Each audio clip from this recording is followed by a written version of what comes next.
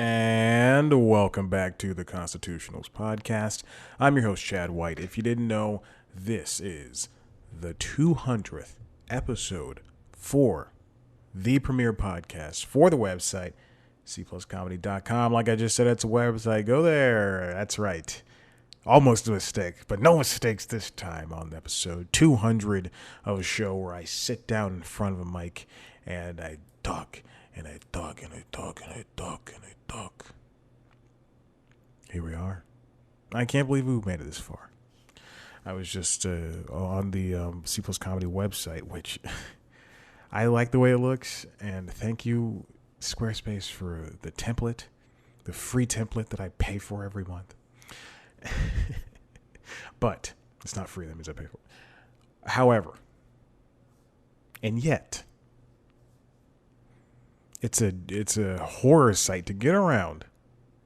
Good Lord. I can't even search an episode of the Constitutionals. I have to use the keywords that I type in. I just want to type in episode 1.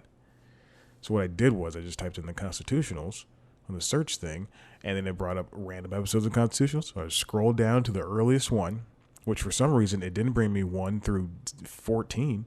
So I had to scroll down to 15, which was also halfway through the page and not the bottom where 122 was for some reason.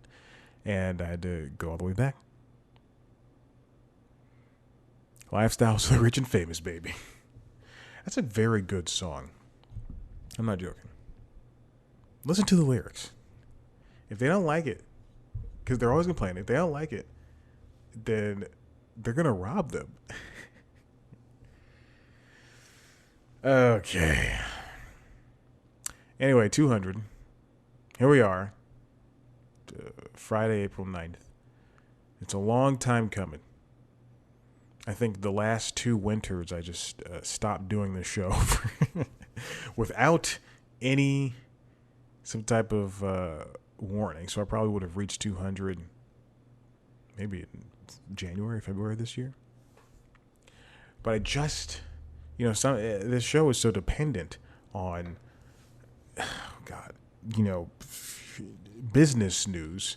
And during that time, I don't do lists. I don't do top 10 lists. I just do suggestions now. And this show and News Time single-handedly ruined my love of lists, as if there was one before.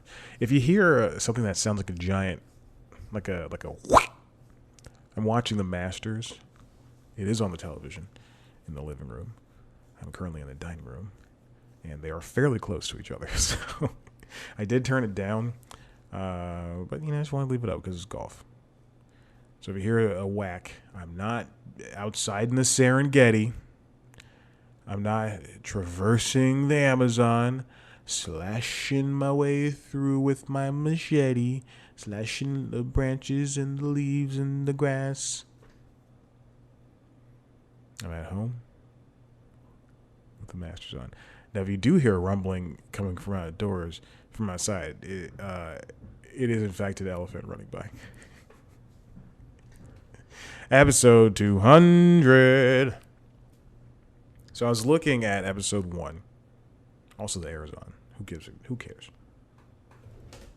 And the cat's behind me taking a little nap.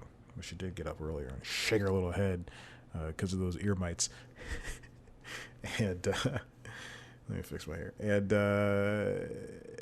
And it jingled her little bell. So I thought, I don't know if this is going to work. I mean, I know it's going to work because I just listened to it.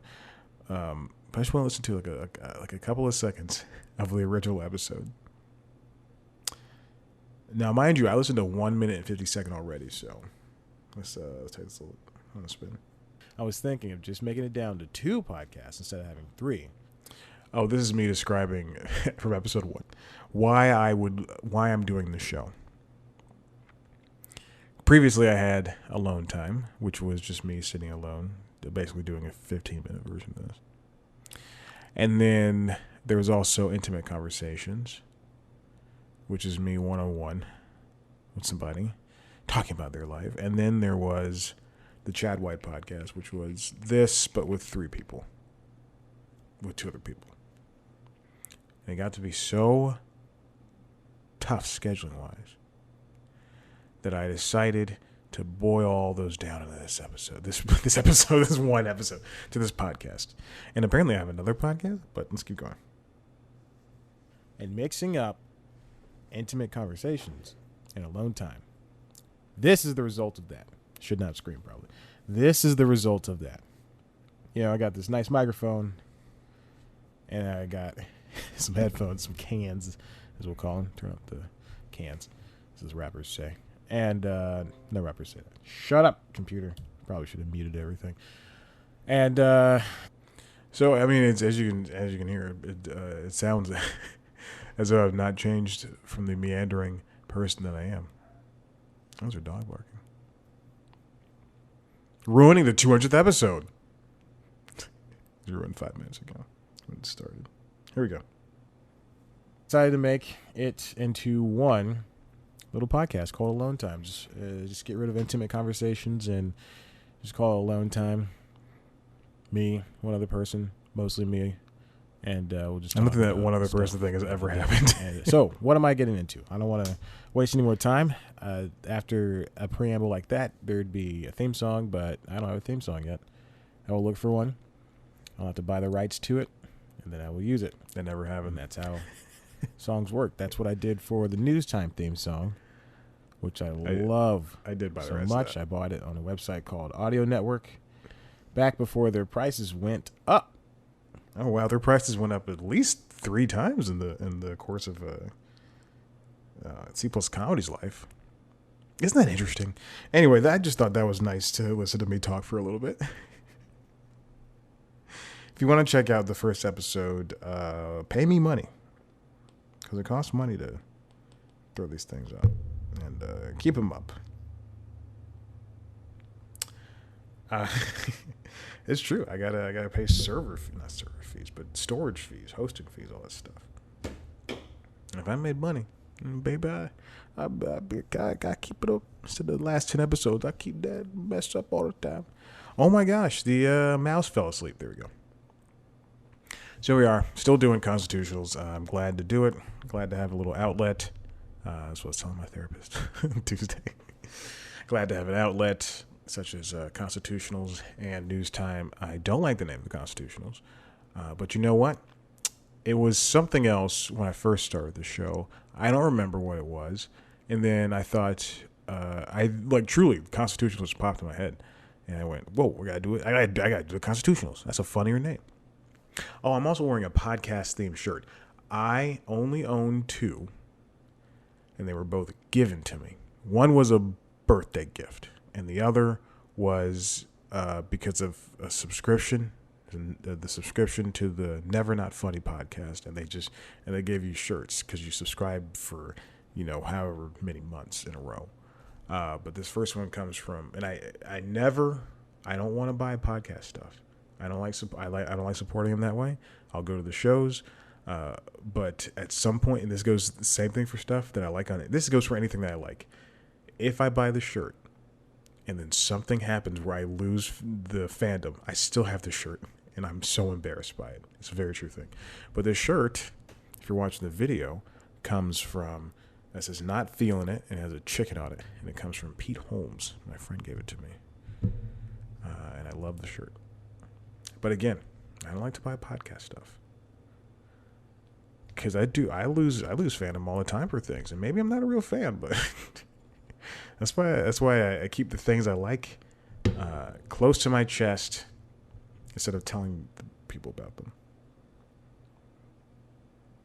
Because at some point, and it happened in the last year. It happens with things, stuff that comes from the internet mostly. But jeez Louise, you can't like everything. I'm being vague about the thing that it happened to, but I've talked about it on the show. It's been a topic of the show. So go back and listen to it. Oh, you can't, because I don't pay for the hosting fees. But you can go to the website and just, look through the episode. 200. I guess 10 minutes up top was great. Is good enough about it. So let's move on to the 3 stories that I wrote down this week. See, that was a thing about this episode because I knew it was coming for 3 weeks, 3 or 4 weeks, so I could have planned something. But I was so unsure of what I was going to do. And then this Monday hit, and then Wednesday hit, and then Thursday hit, and I only had one thing on the topic list, on the Notion topic list for C plus or for the Constitutionals under C plus Comedies folder. This is just if I die, you know where to find the notes for C plus Comedy between my Drive and my Notion list. Notion's hard to figure out. If you like note taking and you like making tables and stuff, and you like getting into the minutia of that stuff, go to Notion. Notion is tough.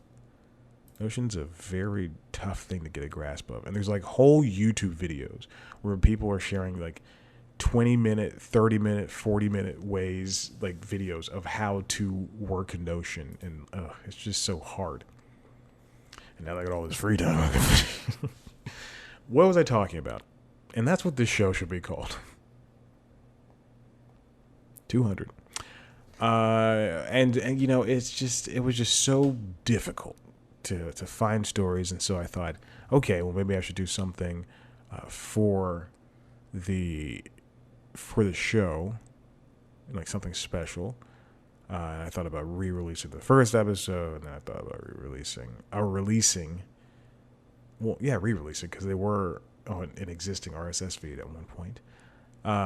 Re-releasing Alone Time or the Chad White podcast, and I just felt lazy because I did want to record an episode, even though it is now almost 5 o'clock Eastern time on Friday, when the show usually comes out. Like on video, it'd usually be out by now. So here we are, doing 203 news stories that I think are pretty substantial enough. So let's get into the first one. This comes from Variety, written by Jordan Moreau. Top Gun Maverick, Mission Impossible 7 among... Those aren't the same movies. There's a comma in between Maverick and Mission. But that would be a good movie. Top Gun Maverick, Mission Impossible 7. Oh my gosh. I can already see it. Among latest Paramount delays. So because of the pandemic, movie companies have been shuffling their releases and everything. I'm going to take a little pause. There is a movie theater by me that opened up, I want to say, a month or a week or so before the pandemic really hit. I think it was like a week or two before the pandemic really hit, before March 16th, Atlanta shut down. And I remember I told you that Sunday, I said, you know what? I'm going to go. This pandemic looks serious. I'm going to see one more movie before everything closes. I'm going to go see The Invisible Man. And then those women sat behind me and were loud and just talking. And this is after the... I think it was either the CDC or Dr. Anthony Fauci who was rising to prominence. But they said, should we wear a mask? And also, maybe we should stay away from each other. And I took it to heart, and I said, we should stay away from each other. And everybody in the theater was sitting nicely spaced. Everybody was nicely spaced. So these women came in and sat behind me. Then I got up, walked forward three levels. I don't know, that's worse than aisles. And 3 rows, and I sat down and made a big show of it. I was like, yeah, I didn't do that. I just got up and walked 3 spots ahead. So here we are. So now there's this movie theater, an AMC that opened up near me, walkable distance on the Atlanta's Beltline Trail. I wouldn't say walk. It is walkable. I do walk that stretch of the Beltline all the time, but I wouldn't say it's a decision you have to think about. Do I really want to walk 15 minutes to this place? Yeah, I mean, I could. Something like that. Or it's like 15, 20 minutes. Anyway. But it is walkable. If I had a bike, I could ride it down there, be there in 5. So, it opened up like a week or 2 before the pandemic started. And I thought, oh man, that's a perfect place to see a movie. This AMC, perfect place to see a movie. A nice Saturday morning movie. year later, they're now open again. And I'm thinking about going to the movies. Now, I wouldn't do it on Saturday morning, and I wouldn't do it because they're not open on Saturday mornings for some reason. I don't even know. But the thing is, I don't know if they're open on Mondays either. I would go on Mondays, is what I'm trying to say. I was planning out to see Nobody, starring Bob Odenkirk, which is like John Wick, but if he was shorter and just as white. I was a little bit older. So I was thinking about doing that. I am vaxxed up, baby. So Paramount has shifted its movies. And I'm just going to rip off the Band-Aid right now. Mission Impossible 7 is next May. And I've been waiting for this movie. I love Mission Impossible so much. I love it so much. And I saw the screen light up, and I had a chance to turn down the volume, but who cares? Top Gun Maverick is going to November, so that's going to be a good fall movie. Winter movie. From its previous day of July 2nd. Mission Impossible is going from November 19th to May 2022. Mission Impossible 8 is moving to July 7th, 2023. Maybe it'll move up to May. Apparently, the Memorial Day weekend is special for Mission Impossible because that's where every single one of them has released. And what's Chris Pine's movie? That is the Tomorrow War. That was just bought by Amazon, and that had been in contention for streaming release. Dungeons and Dragons with Chris Pine, Hugh Grant, and Reggae John Page is going to 2023. It was at 2022. Another Jackass movie is moving from September 2021 to October 2021. It's not that big of a push. And then we got a G.I. Joe spinoff. Yes, the Channing Tatum G.I. Joe movie. Also, the sequel, the Dwayne Johnson the sequel where Channing Tatum was killed in the first 10 minutes, and then I thought, oh, they're going to bring him back. They're going to bring him back because, like, the movie's about him. And then, nope, it was just Dwayne Johnson the rest of the movie. I believe so. I got G.I. Joe movie. Let me see. 2009. The Rise of Cobra. No, Retaliation. Rise of Cobra was the first one. I like them both. I don't care. I just don't. I just don't care anymore. Movies are fun. Oh, like Kong versus Godzilla versus Kong. Oh, Jesus. I was waiting for that movie for I think they talked about it in like 2014. And I was waiting for that movie forever. They talked. It was before the Kong movie came out. Kong and Skull Island, which I own. Oh, so good. Both so good. Yeah, it was Dwayne Johnson. Dwayne Johnson's in this movie. And Bruce Willis. They killed him in... Yes, because they're framed for... And then he kills Duke and other Joes. Using a heavy... And then Roadblock is the main character for the rest of the movie. Dwayne Johnson. It's a fine movie. What do you... Oh, John M. Chu directed that. He also directed In the Heights. I like John M. Chu. He's a good guy. I don't know. Oh, he's doing Wicked. Oh, and Crazy Rich Asians. Because he is a rich Asian. I don't know if he's crazy. So all the movies have moved. A lot of tentpole films. I'll tell you that much. A lot of tentpole films. I guess you could call it... I mean, Top Gun Maverick is a sequel. I guess you could call it original. I don't know what that is, but... an untitled John Krasinski and Ryan Reynolds movie is coming out in 2023. I'm sure it'll have so many people of color in it.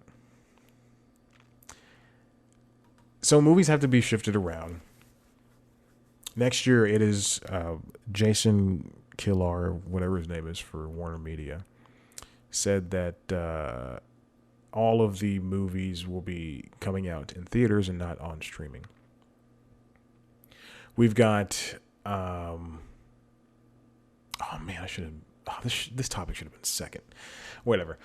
We've got, in a couple of minutes, we'll talk about Sony making a streaming deal with Netflix, which I think is a very good deal. Very, very good deal. Sony had a deal with Stars, which I don't think makes sense, but I guess it brings eyes to Stars. But they got like Venom and Spider-Man Far From Home and Spider-Man Homecoming and Spider-Man.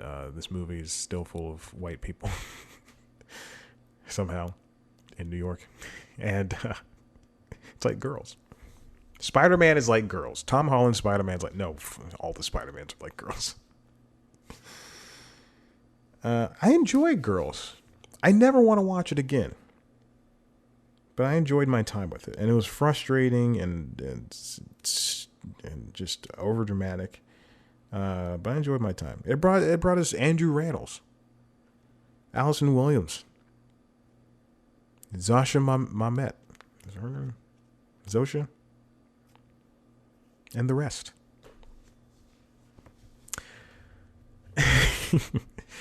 I enjoyed my time with Girls. Never want to see it again. Never ever want to see it again. I didn't want to see a clip. I didn't want to be reminded that it came out.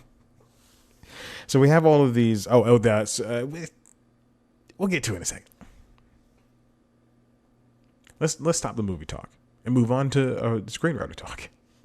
This guy wrote a movie. Chris Terrio wrote Justice League, and he wrote Batman v Superman: Dawn of Justice. Now, if you go to Vanity Fair, Anthony Brezican did a deep, extensive interview with this Chris Terrio man. He's a screenwriter, and he's pissed off. Justice League screenwriter Chris Terrio is super pissed off. I said each one of those words without putting them together in one sentence. I said it over the course of like 3. So now the Snyder Cut is out. I don't think I've said that I watched it. It was great. I enjoyed my time with it. I would watch it again. I would watch it again, but in gray. I would watch it again in gray. No, I really did enjoy my time with it. So that movie came out, and lo and behold, it existed. And then before that, Justice League came out. That is the same movie. But Justice League came out. Batman v Superman came out, and that was again like Justice League, chopped and screwed. 30 whole minutes were taken out of the movie, and the movie didn't make sense. And then in between all of that, but then after the fact, Zack Snyder convinced Warner to release his director's ultimate cut, and the movie is good. So, in between that, we have, Fisher. Excuse me, I'm sorry, Ray Fisher. Ray Fisher coming out and saying, hey, Joss Whedon wasn't nice. And then Warner's hemming and hawing for years, and people are slowly starting to believe Fisher, and then a bunch of white girls from Buffy last month say that they were uncomfortable around Joss, and this happened around Joss, and then all of a sudden everyone believes Ray Fisher. Odd how that happens. And so Ray Fisher was right, and then Warner stands by. They say no. And then, last week, a whole profile of Ray Fisher comes out where he goes into detail talking about, and then it's all confirmed. And Josh said this, and then representatives for people were like, yeah, this happened, and then this happened, and this happened, and the only people who look bad in it are Warner Media, who also won't give me a job, Ray. So if you wanted to work on something, we can. You and me, brother. It'd be great. We'll make our own Cyborg movie, and it'll be good. And you'll never have to say booyah if you don't want to. I mean, the crowds, they'd love it. So now Terrio sat down with Bergesen, is that his name? Over at Vanity Fair. Breznican. Excuse me. I'm sorry. And I think it's a very wide-ranging interview that covers all the stuff, good and bad. He does not blame Zack Snyder. He blames the studio. He does not like Joss Whedon. Terrio talks about how he got to work with Snyder, how he wasn't allowed on set. He wasn't banned, how he wasn't allowed. Doesn't blame Snyder for anything. Has a good relationship with Zack. And I do feel bad for this guy. Oh, and then the original ending of Batman v Superman was darker because at the end, Batman has a brand where he was branding villains early on in the movie. Bad guys. Because again, this is a different Batman. And yes, he uses guns, and yes, he attacks people, but not everything has to be comic accurate. Unless you're Marvel and you cast all white characters. No, but they put out Black Panther. It took a whole movie about a fake African nation to put some people of color in this universe. So, and then the original ending had him branding Lex Luthor, but instead Batman just punched a wall, and he branded the prison wall. I really enjoy Batman v Superman. It's ultimate. The ultimate version is the only way I'll watch it from now on. And if I ever watched the Zack Snyder's Justice League again, that'd be the only reason. That'd be the only way to watch that Justice League, because their first one is not good, and I like everything. Man. I do like the Spider-Man movies. I'm making fun of them all the time, but I don't think I like Tom Holland. You notice he never stars in movies with people of color. So it's very true. Go look at his Wikipedia. The argument, he pushed back. He tried to fight back against Terrio. Tried to fight back against Warner. And I think his friends, his friends didn't want to be associated with him. He says this in so many words. Didn't want to be associated with him after Justice League failed. At first, this is what I said when I read this interview yesterday. I went, man, those aren't your friends. If you think of how many bad movies Will Ferrell has made, you think his friend or Adam Sandler, you think their friends go, this was horrible. No, they just go, oh, it was great, fine. Or it didn't do so hot, whatever, and they move on, and they're still friends. If I wrote a movie, let's say I write the Static Shock movie, which is not happening with me, but if I write the Static Shock movie, and it comes out and it just bombs, the people I know will still like me. Like if anyone doesn't like you. If anyone you've known for years does not like you because a movie came out and it did not do well, Jesus. And then, one thing you can do to save face is to go, hey, they took the script. I wasn't allowed on set. The end. Seriously, Chris, if you're listening or watching this, you don't need those people. You don't need those people at all. Why didn't he remove his name, you might ask? He says, I think it would have created a whole wave of negative publicity that I think would have made the situation worse for the actors and all the craftspeople. I mean, did Gal Gadot, Jason Momoa, J.K. Simmons, who was in there for a hot second, Ezra Miller, before he punched that woman, he did punch a woman, I keep that in mind. Jesus. Ben Affleck, who else is in there? Joe Morton. Were their lives made worse because Justice League came out? No. So why would you remove your name? And why would you? Your friends suck. Chris, I'll be your friend. Okay, so now that the movie's out, now that Zack Snyder's version is out, now you get to see the original vision.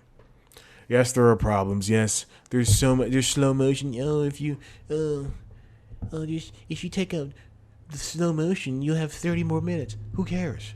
You guys watched 28 movies where Iron Man said the S word. And that was the joke.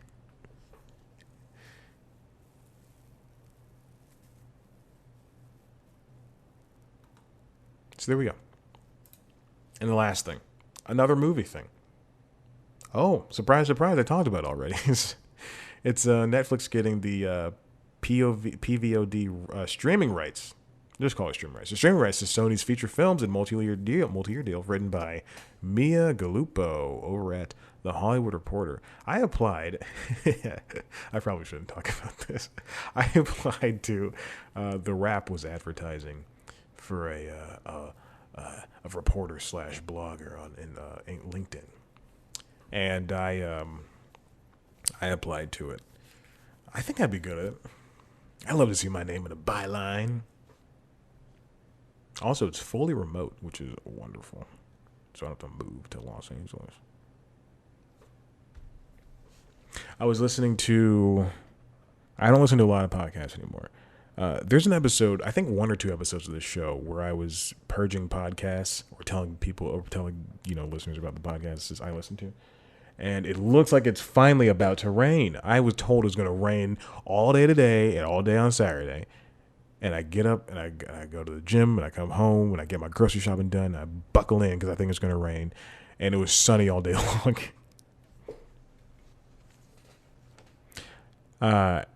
And I think the podcast, the amount of podcasts I listened to was 96. I think that was the highest number I got up to. And again, I fell out of fandom. I just stopped caring about the people or whatever they were talking about. And to date, I'm still chopping off podcasts here or there, but to date, I think I have like 42. And one of them is a video feed of an audio podcast. So I'm down to 41. And that's still too much. And like 8 of them are news. 8 of them are news. And 8 of them publish every day? I don't listen to them all every day. That's insane. But yeah, I just had to cut some of that stuff down. Anyway, get back to this. So the streaming rights are now moving from Starz over to I keep wanting to say Showtime. Starz over to Netflix. And I think this is such a great move. That means Netflix, it's a 5-year pact and it's going to begin in 2022. Netflix is going to get Morbius, Uncharted, Bullet Train, Spider-Man Into the Spider-Verse. Oh, the sequel to Spider-Man Into the Spider-Verse. The Bad Boys movies. Jumanji movies. Which is great.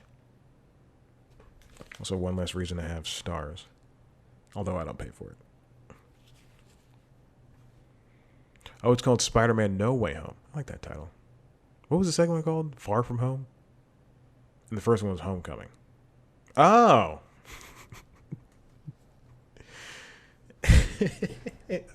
Am I dumb? Am I stupid? Not only that, Sony has the chance to make streaming-only movies with this deal, which I think is great. Sony does not... I mean, they could start their own streamer. I don't think they have the library to do it. Please don't. I can't pay for another service. I know I don't have to. I choose to. But this is a smarter deal to bring their stuff to the biggest streaming platform in the galaxy. Do you think aliens have Netflix? You think one day Netflix is going to release subscriber numbers and there's going to be like a bottom line, and then people are like, well, what are those numbers down there? And then and then Ted's going to be like, Ted Sarandos going to be like, well, those are about 1 to 2 million unaccounted for accounts. We think those are business accounts. You know, we think they're business accounts for businesses. And then in actuality, they're all like aliens streaming from space. they love Enola Holmes. Oh boy, speaking of movies about white people, how can you make a movie about the granddaughter? I think Millie Bobby Brown is just overrated. She was the worst part of Godzilla versus Kong. Oh my god. I was watching it with somebody, and every time this Millie Bobby Brown and Brian Tyree Henry, two people with three names that are overrated. Every time they popped up on Scream, I just I just turned to the person, that was with me. I was like, oh, you enjoy the movie so far? Just try not to pay attention, because God, they were so freaking annoying.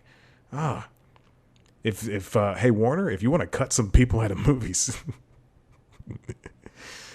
I just heard a golf swing. Maybe it was Jordan Spieth.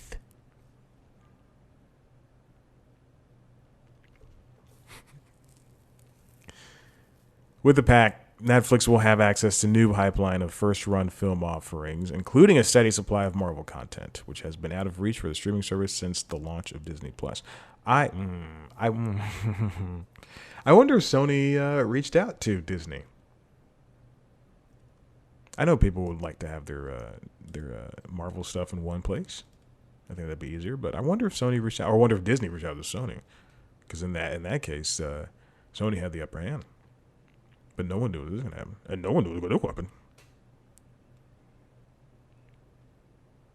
Whoa, Paramount Plus. Oh, I remember this. Yeah, Paramount Plus stated that some of its major theatrical titles, and I served under major theatrical titles in the popcorn wars, the cinema wars, the streaming wars.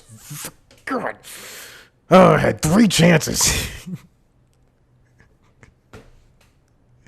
3 chances to get this one stupid joke right, and I didn't.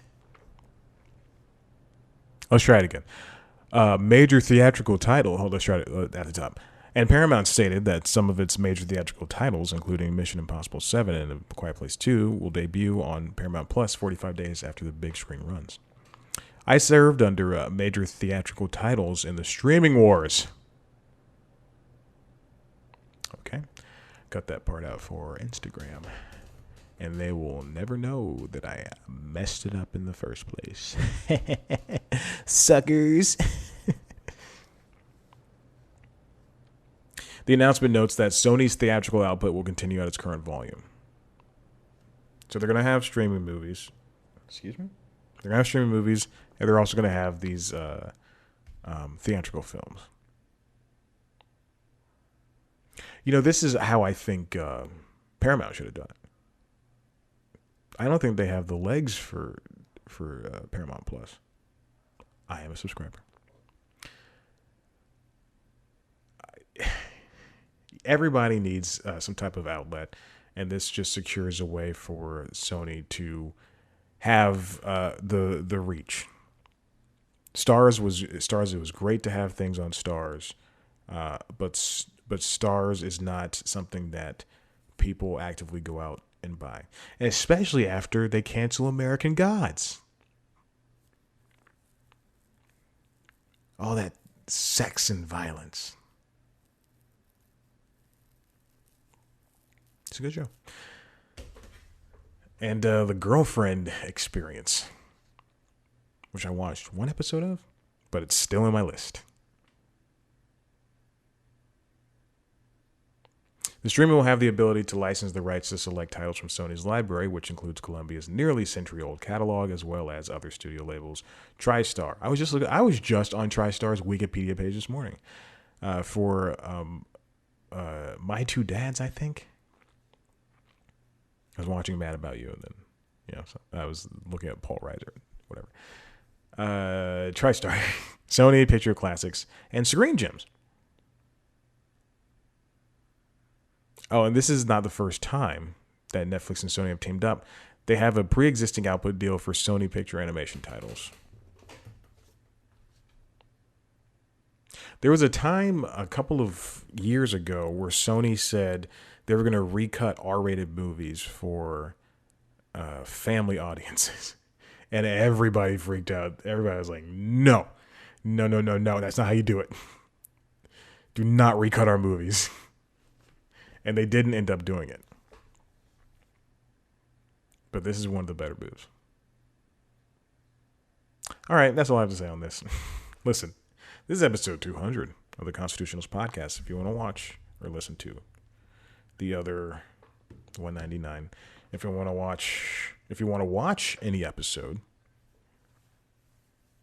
past episode 64, I believe was the first video version, cpluscomedy.com or youtube.com/cpluscomedy.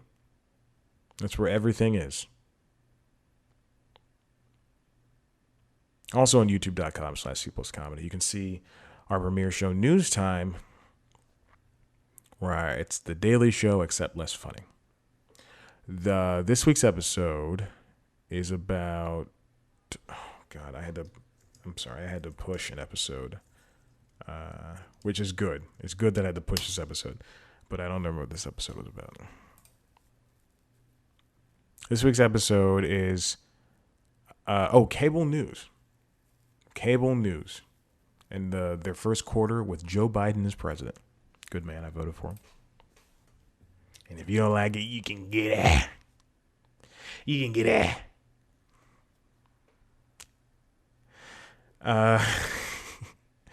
It's a funny episode, mostly because I have so much time to write. And it still comes out on Wednesdays when it's supposed to come out on Mondays. Yeah. What else? Instagram, Twitter, @CPlusComedy. Me, Instagram and Twitter, @ChatBlackWhite. Like us on Facebook. Review, rate this podcast wherever you get your podcasts. Apple Podcast, Google Podcast, Stitcher. Tune in. Spotify. Everything else. Thank you for listening. You're the best. I'll see you in another 100. Goodbye.